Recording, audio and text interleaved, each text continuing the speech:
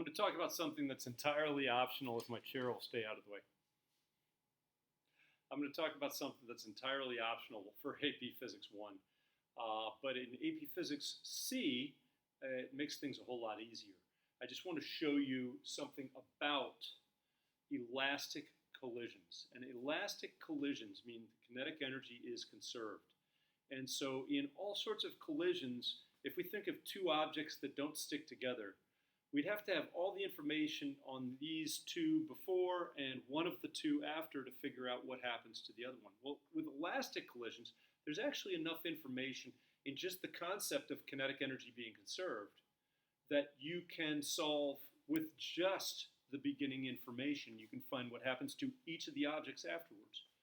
And here's why. Momentum is conserved, so P1 plus P2 is equal to P1 prime plus P2 prime, the post-collision. But kinetic energy is also conserved.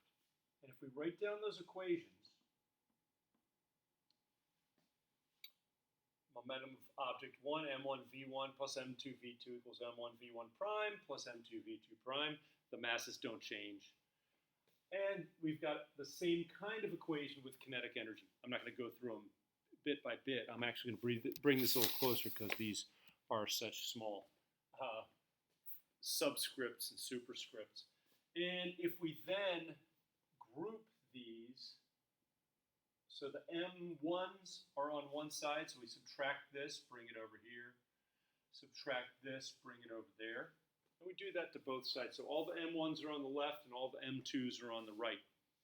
And you see you've got V1, V1 prime. So it's the time, the different pre and post are kind of combined together there. If we then continue down and we factor out M1, M1 times V1 minus V1 prime equals M2 times V2 prime minus V2. Okay, nothing really new there.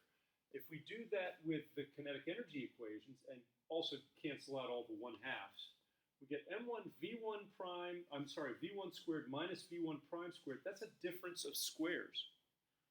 That's going to equal V1 plus V1 prime times V1 minus V1 prime. So I wrote that here. So basically you can factor all that stuff, okay?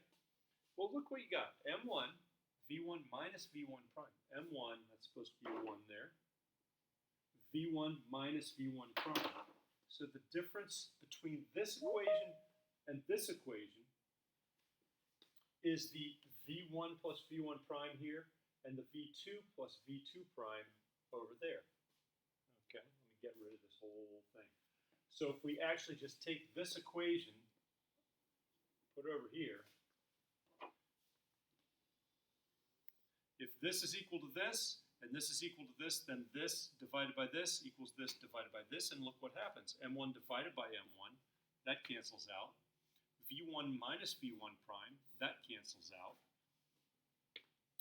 M2 divided by M2, that cancels out.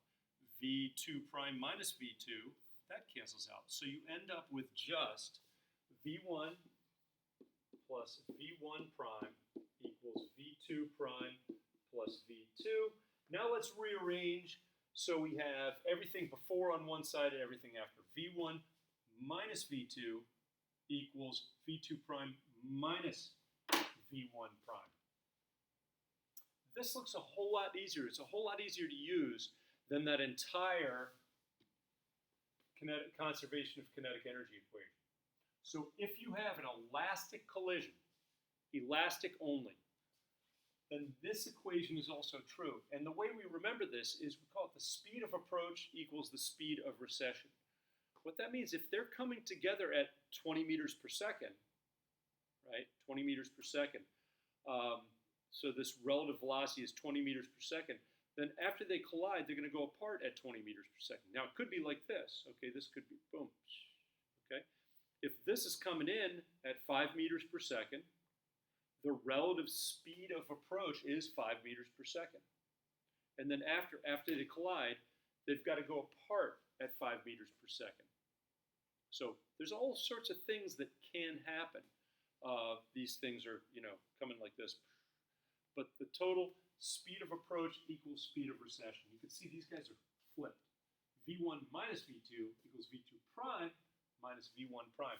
If you use this equation with the conservation of momentum equation, so you have p total equals p total prime, and v1 minus v2 equals v2 prime minus v1 prime, two equations, two unknowns, you can find all of the velocities after. Or if they gave you all the velocities after, you could find out the velocities before.